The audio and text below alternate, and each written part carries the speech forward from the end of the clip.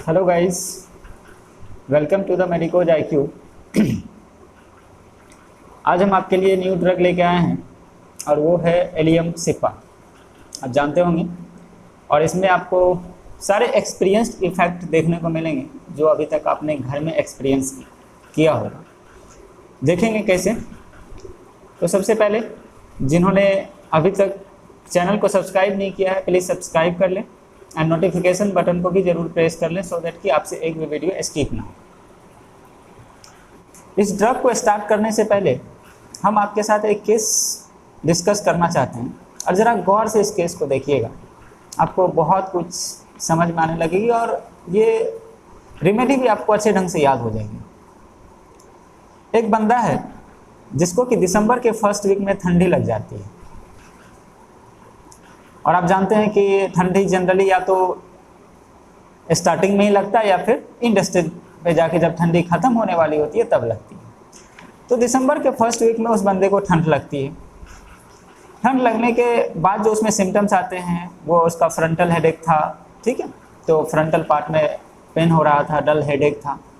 इसके साथ ही उसके लेफ्ट आई में पेन हो रहा था, ठीक है, एंड नोज वाले पार्ट से थोड़ी बहुत डिस्चार्ज भी जा रही थी। तो मतलब आँख से पानी भी जा रहा था, नाक से भी पानी जा रहा था, स्पेशली लेफ्ट पार्ट से, एंड साथ ही साथ लॉस ऑफ एपेटाइट भी देखने को मिल रहा था और वीकनेस। तो उसको दिया गया सिपिया। सिपिया के बाद ठीक हो गया, धीरे धीरे उसको जो ठंड वाली सिम्टम्स थी वो इम्प्रूव होने लगा। अचानक एक दिन फिर 14 दिसंबर को वो अपने घर से बाहर निकलता है और बाहर में अच्छी खासी ठंडी हवा चल रही थी। ठंड का मौसम था ही तो ठंडी हवा चल रही थी। ठंडी हवा का जैसे ही एक्सपोजर इसे मिला तो अभी तक तो इसके ठंड के सारे सिम्टम्स ठीक हो गए थे, लेकिन जैसे ही हवा में आया तो हवा के एक्सपोजर में आने के कारण इसके आई के सिम्टम्स और ज़्यादा वर्स हो गए और फाइनली 15 दिसंबर को इसके लेफ्ट आई में फिर से पेन स्टार्ट हो गया, ठीक है, और अब इस पेन के साथ साथ प्रोफ्यूज लैक्रिमेशन, बहुत ज़्यादा आँख से वाटरी डिस्चार्ज और लेफ्ट नॉस्ट्रिल से वाटरी डिस्चार्ज होने लगा, ठीक है। तो उसको दिया गया यूफ्रेसिया। यूफ्रेसिया देने के बाद उसको रिलीफ मिल गया, सिम्टम्स डिसअपीयर हो गए उसके। लेकिन बड़ी अफसोस की बात है कि अगेन 16 को फिर से वो सिम्टम्स अपीयर होता है और आफ्टरनून के टाइम में, ठीक है, फिर से उसके नाक और आँख दोनों बहने शुरू होते हैं। आँख से वाटरी डिस्चार्ज होने लगता है, नाक से वाटरी डिस्चार्ज होने लगता है बहुत ज़्यादा प्रोफ्यूज अमाउंट में, और लेफ्ट आई में पेन भी हो रहा है। बट ये पेन उस दिन 7 बजे तक रहा और फिर 7 बजे के बाद सडनली ख़त्म हो गया। तो फिर बोला चलो हो सकता है धीरे धीरे ठीक हो जाए, और मेडिसिन का इफेक्ट तो होता ही है कि एक बार में सडन तो होता नहीं है, तो आता है फिर चला जाता है, इस तरह से चलो कोई बात नहीं। तो उस दिन कोई मेडिसिन नहीं दी गई उसको। फिर से 17 को सेम कहानी इसके साथ रिपीट होती है और इस बार 17 दिसंबर को 12 से 12:30 के बीच में इसका पेन होना स्टार्ट होता है लेफ्ट आई में, ठीक है, और नेजल डिस्चार्ज लैक्रिमेशन स्टार्ट होता है और ये 5 बजे तक चलता है। 5 बजे के बाद धीरे धीरे फिर डिक्रीज होने लगता है। अगेन जब डॉक्टर को बोला गया ऐसे ऐसे बात सर, तो उन्होंने फिर से उसे यूफ्रेसिया दे दिया। यूफ्रेसिया देने के बाद फिर से ठीक हो गया, फिर से सिम्टम्स डिसअपीयर हो गया। लेकिन अगेन 18 को 17 के सुबह होकर 18 को फिर से आफ्टरनून में सेम कहानी रिपीट हो गया। भाई चल क्या रहा है, बड़ी परेशान था पेशेंट, दवाई दे रहे हैं ठीक हो जा रहा है, फिर से पैरोक्सिज्म रिपीट हो जा रहा है, फिर से एकदम पेन होना स्टार्ट हो जा रहा है। तो 18 को सेम सिम्टम्स देखने को मिला। फिर कोई मेडिसिन नहीं दिया गया, फिर से शाम तक चला और फिर सडनली ऑफ हो गया। फिर 19 को वो पेशेंट आता है डॉक्टर के पास। 19 का भी सेम कहानी बताता है कि 1 बजे के आसपास फिर से पेन होना उसके आँख में शुरू हुआ। हाँ, लेकिन 19 को उसके मॉर्निंग में थोड़ा बहुत बेटर फील कर रहा था वो, ठीक है, आँख का सिम्टम्स लगभग ठीक हो चुका था, मतलब आँख में अब दर्द ज़्यादा नहीं था, ठीक है, तो लगभग ठीक हो चुका था। बट ये 2 बजे तक ठीक था। 2:30 बजे के बाद ये फिर से सिम्टम्स आने स्टार्ट हो जाते हैं और फिर आंख में दर्द होना स्टार्ट हो गया। धीरे धीरे आधे घंटे के अंदर ही देखने को ये मिला कि आंख पूरा का पूरा लाल हो गया।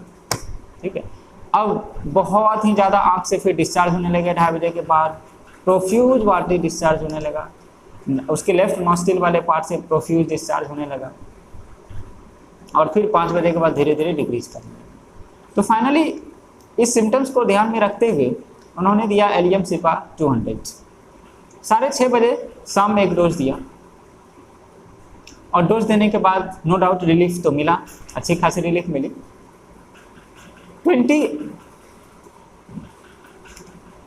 28 को 19 के जस्ट सुबह होके, अब पैरोक्सिज्म तो रिपीट नहीं हुआ, मतलब जो आंख का लालीपन था, रेडनेस था, वो खत्म हो चुका था, और पेन भी लगभग नहीं था, लेकिन फिर से 1 बजे के अराउंड थोड़ा थोड़ा पेन हो रहा था, स्लाइट पेन हो रहा था, लेकिन फिर धीरे धीरे वो ठीक है डिक्रीज होता चला गया। थोड़ा बहुत लैक्रिमेशन भी देखने को मिल रहा था, आंख में आंसू भी देखने को मिला, लेकिन फिर धीरे धीरे वो खत्म हो गया।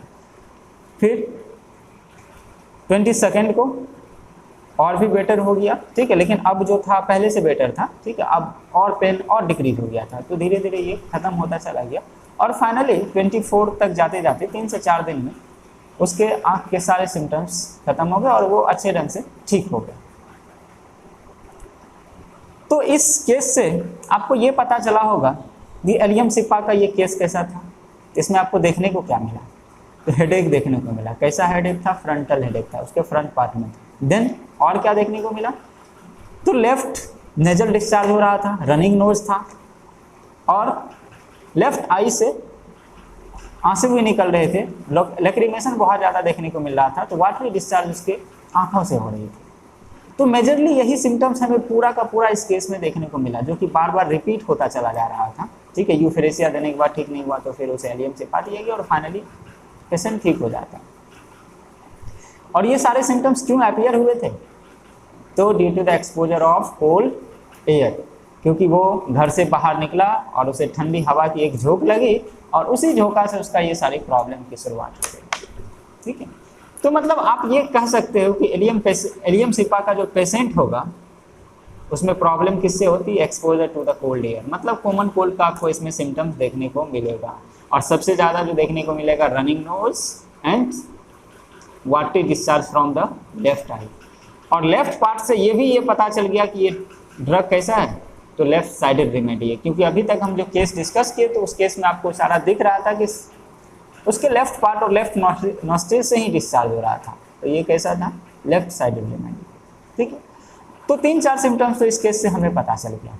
अब आइए एक केस आपके साथ और डिस्कस करते हैं, और ये भी बड़ा इंटरेस्टिंग केस है।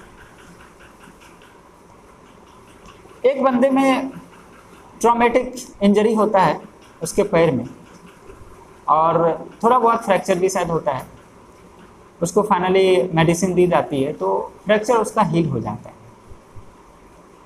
लेकिन एक प्रॉब्लम उसमें शुरू हो गया, और वो था neuralgic pain of the sciatic nerve. तो उसमें साइटिका की प्रॉब्लम शुरू हो गई, साइटिक नर्व के अलॉन्ग उसमें पेन देखने को मिल रहा था, और वो पेन धीरे धीरे बढ़ता ही चला जा रहा था। और जो हील फ्रैक्चर हुआ था, फ्रैक्चर के कारण उसमें उसके पॉप्लिटियल फोसा में, नी जॉइंट के जस्ट पीछे, तो पॉप्लिटियल फोसा में क्या हो रहा था कि एब्सेस बनना शुरू हो गया, और धीरे धीरे जैसे जैसे एब्सेस बनता गया उसमें पेन और भी ज़्यादा बढ़ता चला गया। क्योंकि आपको पता होगा जब एनाटॉमिक पढ़े होंगे तो साइटिक नर्व का ब्रांच पॉप्लिटियल फोसा तक आता है, तो पॉप्लिटियल फोसा में एब्सेस बनने के कारण पेन और ज़्यादा इंटेंस होता रहा। ठीक है, होते चला गया और बढ़ता चला गया। फाइनली इतना ज़्यादा इंटेंस पेन बढ़ गया कि अब ना तो बंदा वो सो सकता था, ना किसी भी तरह से उसको रेस्ट नहीं मिल रहा था। बहुत सारे मेडिसिन दी गई, लेकिन किसी मेडिसिन का उसको फर्क नहीं पड़ा। अब फाइनली एक नौबत आई कि अब इस पार्ट को काट के हटा दिया गया, क्योंकि बहुत ज़्यादा एब्सेस बन रहा था, और उसी एब्सेस के कारण इसमें सीवियर पेन देखने को मिल रही थी। तो फाइनली ये डिसीजन लिया गया कि उसके पार्ट को एम्पिटेट कर दिया जाए, काट के हटा दिया जाए। तो उसके पॉप्लिटियल फोसा वाले पार्ट के बाद से उस पार्ट को काट के हटा दिया गया। लेकिन बड़ी अफसोस है कि एम्पुटेशंस के बाद भी ये न्यूरालजिक पेन से रिलीफ नहीं मिला। फिर उसको अमोन न्यूर दिया गया, और अमोन न्यूर देने के बाद थोड़ी बहुत रिलीफ मिली, लेकिन पूरी कंप्लीटली ठीक नहीं हुई, लेकिन जितना उसका दर्द था उस दर्द से इस बेचारे को रिलीफ मिल गई। अब धीरे धीरे सो पा रहा था, लेकिन फिर भी बेचैनी थोड़ी बहुत थी, दर्द हो ही रहा था। 2-3 महीने तक चलता गया, इसी तरह चलता रहा, धीरे धीरे धीरे धीरे पेन हो रहा था। 3 मंथ के बाद अचानक जैसे वो पेपर पढ़ रहे थे कोई, उसी पेपर में ना एक जगह उसको मिला कि raw onion in the neuralgic pain. तो एक टॉपिक था कि न्यूरालजिक पेन में रॉ ऑनियन का यूज क्या है, क्या इंपॉर्टेंस है, तो उसको वो पढ़ा। और पढ़ने के बाद वो सोचा कि क्यों ना एक बार हम एक्सपेरिमेंट करें। तो उस रात उन्होंने एक कच्चा प्याज बेड पे जाने से पहले खा लिया, शायद कुछ रिलीफ मिल जाए। तो कच्चा प्याज खा के सो गया, और आप बिलीव नहीं करोगे, ऐसा चमत्कार हुआ कि पूरी की पूरी पेन उसकी बंद हो गई, ख़त्म हो गई। जो न्यूरालजिक पेन इतने दिनों से चल रहा था, ठीक है, मुड़ के सारे थोड़ा बहुत रिलीफ मिला था, लेकिन फिर भी पेन था, वो पेन सडन बंद हो गया उस रात। और उस रात बहुत ही चैन का नींद है, सुकून का नींद है। देन डॉक्टर को ये सब बताता है कहानी कि सर ऐसे ऐसे हुआ मेरे साथ, जब हम प्याज खाए तो हमें रिलीफ मिला। तो डॉक्टर ने उन्हें एलियम सिपा 200 दिया, लेकिन कोई फ़र्क नहीं पड़ा। फिर डॉक्टर ने मदर टिंक्चर बना कर दिया, और मदर टिंक्चर का 10 ड्रॉप लेते ही फिर उसका पेन जो ऐसा गया, फिर दोबारा पेन नहीं आया। तो इस केस से आपको ये भी पता चल गया होगा कि ये एक इंजरी रेमेडी भी है, इंजरी के केस में दे सकते हैं। अगर किसी ट्रॉमा से न्यूरालजिक पेन हो रहा हो, किसी में नर्व का अफेक्शन हो, नर्व डैमेज से अगर पेन हो रहा हो, definitely you can give the allium सिपा और वो उसको रिलीफ देगा। तो आइए अब हम ड्रग स्टार्ट करते हैं। एलियम सिपा का कॉमन नेम आप सब लोग जानते ही होंगे, रेड ऑनियन होता है या ऑनियन आप कह सकते हो, और ये प्लांट किंगडम का ड्रग है जो कि लिएसी फैमिली से बिलोंग करता है। इस ड्रग में आपको वही सिम्टम्स देखने को मिलेंगे जो आपने पहले एक्सपीरियंस किया होगा। प्याज काटने का एक्सपीरियंस सबको होगा। जब आप प्याज काटते होंगे तो याद करिए क्या क्या होता है। आँख से आंसू जाने लगते हैं, नाक से पानी टपकने लगता है, और बहुत ही ज़्यादा इंटेंस बर्निंग सेंसेशन होता है आँख में। इसका एक्सपीरियंस सबको होगा। और अगर एक्सपीरियंस नहीं है तो आज ही जाइए आप एक प्याज लीजिए और उसको काटिए। काटने के बाद आपको पता चल जाएगा कि कैसा होता है। ठीक है, ठीक इसी तरह का सिम्टम्स आपको इसमें देखने को मिलेगा।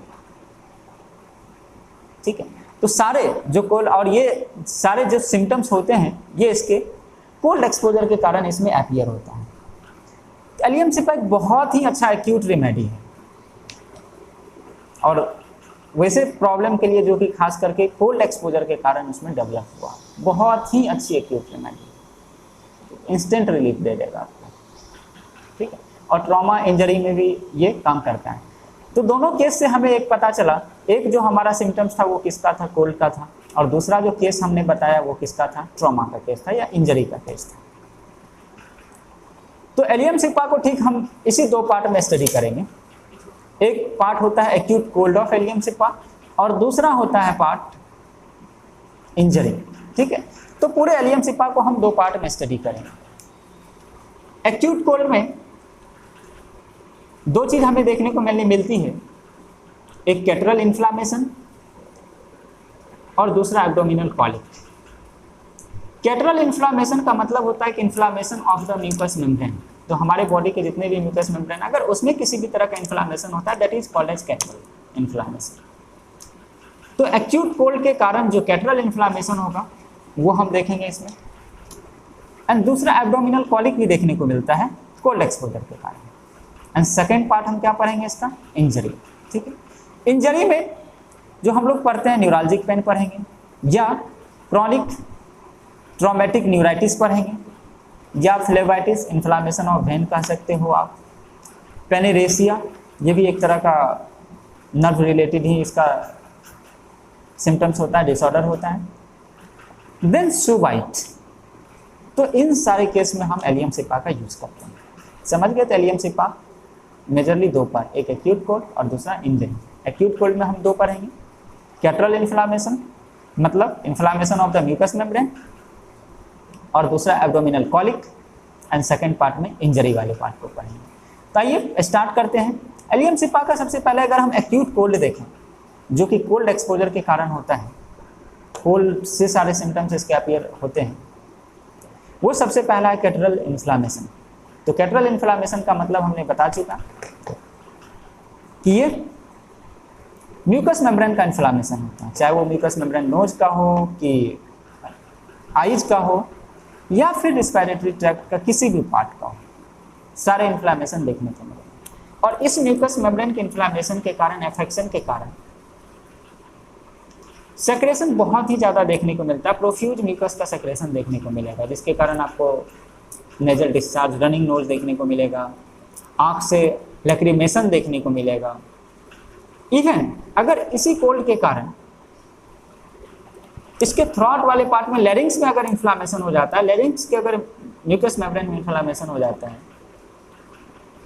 तो उसके कारण इसमें कफ प्रोड्यूस हो जाता है और कंडीशन क्या कहलाएगा, लैरिंजाइटिस। इसमें धीरे धीरे कफ होने लगता है और आवाज़ बैठने लगता है, ठीक है, मतलब सही ढंग से आप बोल नहीं पाओगे फ्रेंड। और इस कफ के प्रोड्यूस होने के कारण बहुत ही सीवियर टियरिंग पेन होने लगता है थ्रॉट में, जिसके कारण कि जब पेशेंट खांसता है तो खांसने के टाइम अपने थ्रॉट को बहुत प्रेस से पकड़ता है, बहुत ही ज़्यादा प्रेस करता है, ठीक है। क्यों?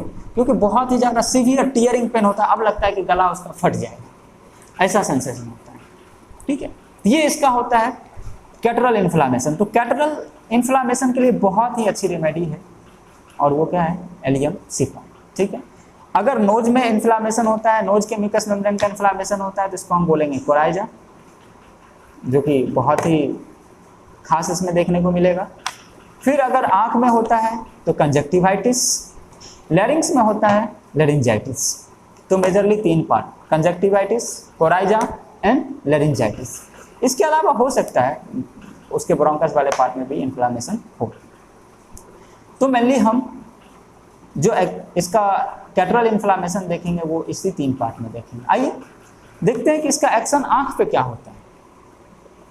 तो जैसे ही हम आँख की बात करें तो इसमें आँख में रेडनेस आपको देखने को मिलेगा, बहुत ही ज़्यादा बर्निंग, स्टिंजिंग, एस्माटिक पेनफुल सेंसेशन देखने को मिलता है, ठीक उसी तरह जिस तरह की धुएं से मिलता है, ठीक है। जब आपको कभी आँख में धुआं लगा हो, बहुत ज़्यादा स्मोकी एरिया में गए हो जहाँ स्मोक बहुत ज़्यादा निकल रहा हो, चूल्हे के पास, घर में जो चूल्हा जलता है वहाँ पे आप जाइए, तब पता चलेगा, ठीक है, कि कैसा पेन होता है धुआं आँख में लगने से। तो ठीक उसी तरह का पेन आपको इसमें देखने को मिलता है, ठीक है।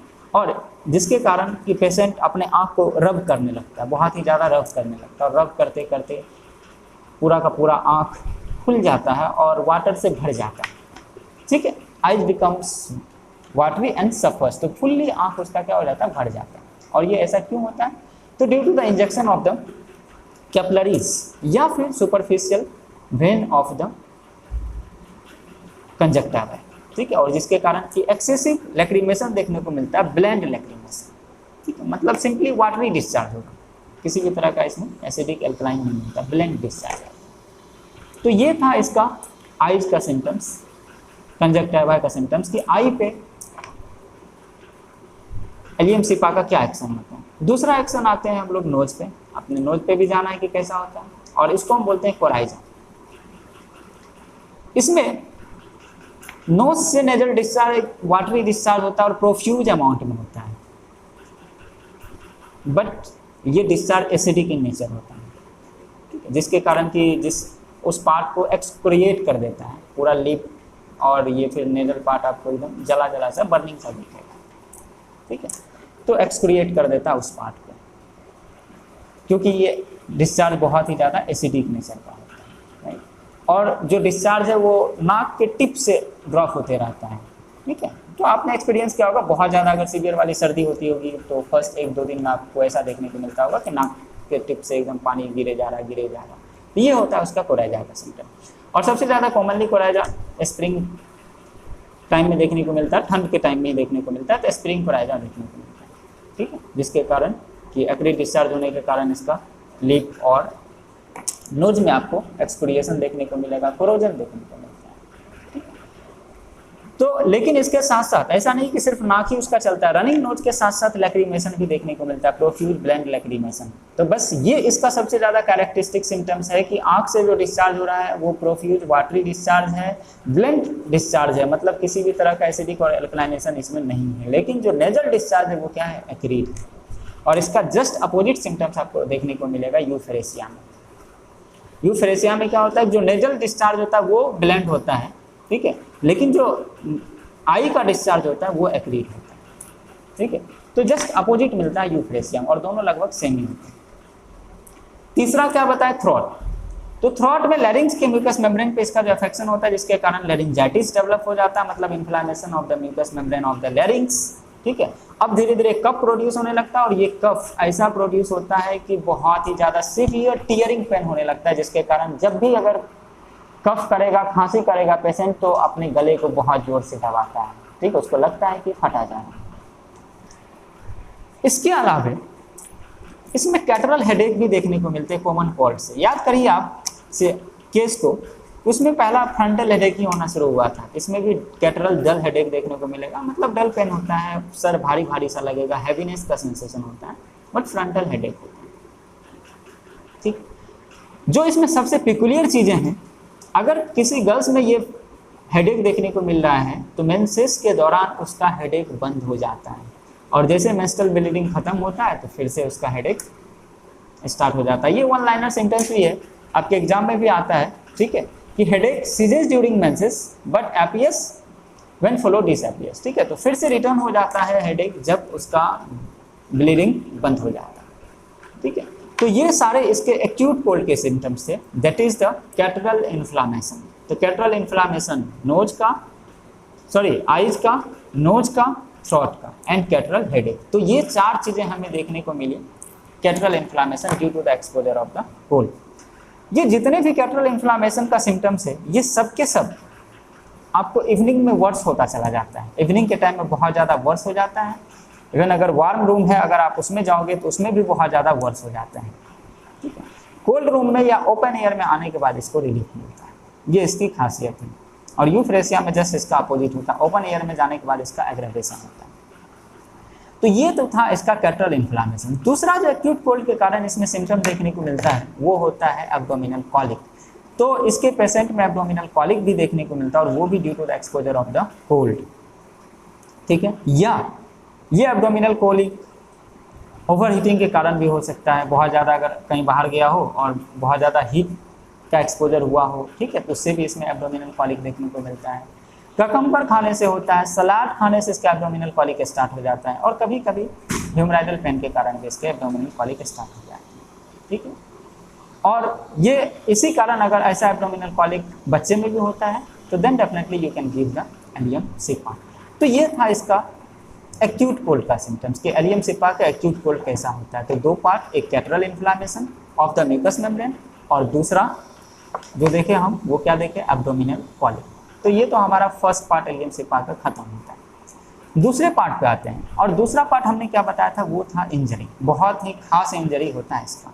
तो इसको हम सारे तरह के नर्व इंजरी में दे सकते हैं, चाहे वो न्यूराल्जिक पेन हो, या क्रॉनिक ट्रॉमेटिक न्यूराइटिस हो, या फिर पेनेरेसिया हो, या फ्लेबाइटिस में भी इसको देते हैं, ठीक है, या सुबाइट के केस में भी इसे प्रीफर किया जाता है। तो देखते हैं सबसे पहले न्यूराल्जिक इसका पेन कैसा होता है। जो इसका पेन सबसे ज़्यादा पिकुलियर है, कैरेक्टरिस्टिक्स है, वो होता है थ्रेड लाइक पेन, एकदम पतला सा धागा थ्रेड की तरह इसमें आपको पेन देखने को मिलेगा, फेस में, नेक में, चेस्ट में, हेड में, ठीक है। तो ये सबसे इसका पिकुलियर सेंसेशन है। पेशेंट आपको बोलेगा कि एकदम थ्रेड लाइक, डॉक्टर साहब थ्रेड लाइक पेन लगता है कि हमारे फेस में हो रहा है, हेड में हो रहा है, ठीक है। तो ऐसा सेंसेशन देखने को मिलता है इसके, न्यूराल्जिक पेन है, ठीक है। देन ट्रॉमेटिक क्रॉनिक न्यूराइटिस, मतलब इन्फ्लामेशन ऑफ नर्व के इन्फ्लामेशन, ये खास करके, ठीक है, स्टम्प पार्ट का, जो पार्ट को काट करके हटा दिया गया है, ठीक है, जहाँ से, उस पार्ट में अगर नर्व का इन्फ्लामेशन हो जाता है और पेन देखने को मिलता है, ठीक है। और खास करके जो पेन होता है वो बर्निंग एंड स्टिंगिंग टाइप का पेन होता है, जैसा कि उस पेशेंट में देखने को मिला था सेकेंड केस में। तो वैसे केस में आप एलियम सिपा को दे सकते हैं। थर्ड होता है पेनेरेसिया के केस में। पेनेरेसिया एक होता है कि इन्फ्लामेशन ऑफ डिजीज, या फिर फिंगर नेल के आसपास वाले टिश्यू में इन्फ्लामेशन हो जाना, ठीक है, और उसमें जो पेनफुल सिचुएशन होता है वो कहलाता है पेनेरेसिया। पेनेरेसिया के साथ खास चीज़ें देखने को मिलती है कि इसका पेन धीरे धीरे इसके आर्म के तरफ क्या करता है, एक्सीड करने लगता है, प्रोसीड करने लगता है।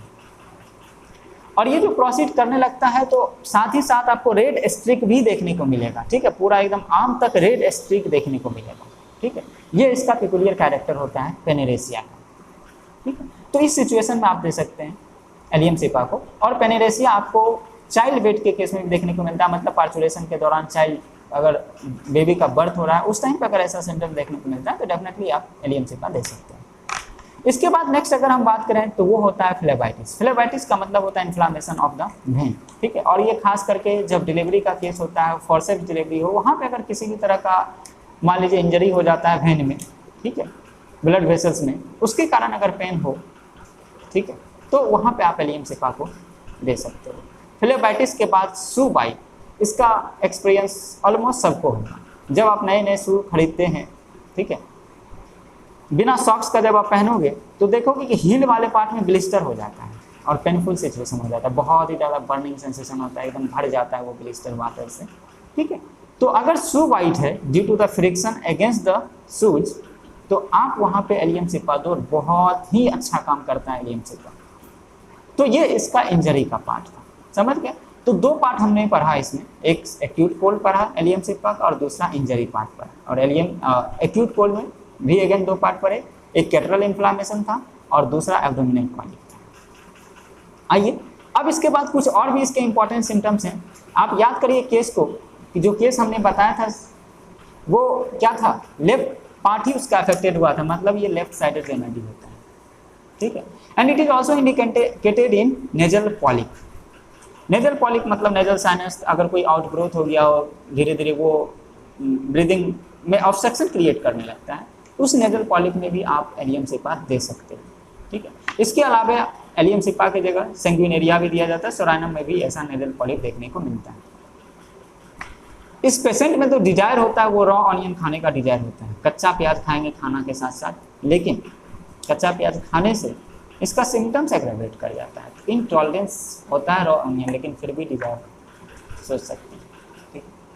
Then it is also indicated in hay fever. Hay fever किसको कहते हैं? हे फीवर होता है कि जो किसी भी तरह के एलर्जेन से डेवलप होता है, जैसे पॉलन ग्रेन से डेवलप होता है, या आपके एलन की नोट में दिया गया from the handling of peaches, ठीक है। तो ये एक तरह का फ्रूट्स है, उसको लेने के बाद उसमें फीवर डेवलप होता है, तो ऐसे फीवर को हम बोलते हैं हे फीवर, मतलब एलर्जिक फीवर। तो इस केस में भी आप दे सकते हो। और ये एलर्जिक फीवर खास करके एलियम सिपा का होता है वो अगस्त महीने में अपीयर होता है, ठीक है। और इसके साथ साथ इसमें बहुत ही ज़्यादा सीवियर वायलेंट स्नीजिंग देखने को मिलता है, ठीक है, जो कि पूरा ड्रग में ही आपको थ्रू आउट सिम्टम्स में देखने को मिलेगा, स्नीजिंग, नेजल डिस्चार्ज, ठीक है। तो इसी तरह का इसमें स्नीजिंग, नेजल डिस्चार्ज देखने को मिलेगा। और ये स्नीजिंग उस टाइम पे भी देखने को मिलता है जब सो के बंदा जगता है, बेड से उठता है, तो उस टाइम पे इसको बहुत ज़्यादा सीवियर वाला स्नीजिंग होता है। एट लास्ट अगर इसका हम रिलेशन देखें तो फास्फोरस पल्सेटिला एंथुजा का कंप्लीमेंट्री होता है, और पॉलिप में कैलकेरिया कार्बोसिलिसिया से पहले दिया जाता है, तो बहुत ही अच्छा काम करता है। और यूफ्रेसिया का सिमिलर होगा एक्शन, सिर्फ एक ही चीज़ अपोजिट होता है कि लैक्रिमेशन जो यूफ्रेसिया का होगा वो एक्रिड होगा और नेजल डिस्चार्ज ब्लैंड होगा, लेकिन जो एलियम सिपा का नेजल डिस्चार्ज होता है वो एक्रिड होता है और जो लैक्रिमेशन होता है वो ब्लेंड होता है और न्यूट्रल होता है। तो ये था हमारा एलियम सिपा। आई थिंक एलियम सिपा आपको अब अच्छे से क्लियर हो जाएगा, ठीक है। प्याज खाना भूल जाओगे लेकिन एलियम सिपा नहीं भूलोगे अगर आप दोनों केस को आप याद रखोगे, ठीक है, क्योंकि दोनों केस से ही इस पूरे हम ड्रग को दो पार्ट में डिवाइड कर दिए हैं, एक एक्यूट कोल्ड और दूसरा इंजरी वाले पार्ट। तो हम हमेशा कोशिश करते हैं कि ड्रग को इस तरह से इसके सिम्टम्स को अरेंज करें ताकि आपको याद करने में ईजी हो, लेकिन आपको बहुत ज़्यादा एफर्ट लगाना ना पड़े, इसके लिए एफर्ट हमने पहले ही लगा दिया है। आपका सिर्फ काम है कि आप अच्छे से इसको थ्रू आउट करो और रेमेडी को याद रखें, ठीक है। ये आपकी याद रखने में बहुत ही ज़्यादा हेल्प करेगा। अब एक बार आप थ्रोली एलन की नोट को पढ़ जाइए, ठीक है, और जो हमने बताया उसको आप एक बार माइंड में उतारने की कोशिश करिए और अच्छे ढंग से एलियमशिप आपको याद हो जाएगा, ठीक है। और बहुत ही अच्छी एक्यूरेट रेमेडी होती है, आपके एग्जाम में भी वाइवा में भी बहुत पूछा जाता है और आपके लिए बहुत ही अच्छा रहेगा, ठीक है।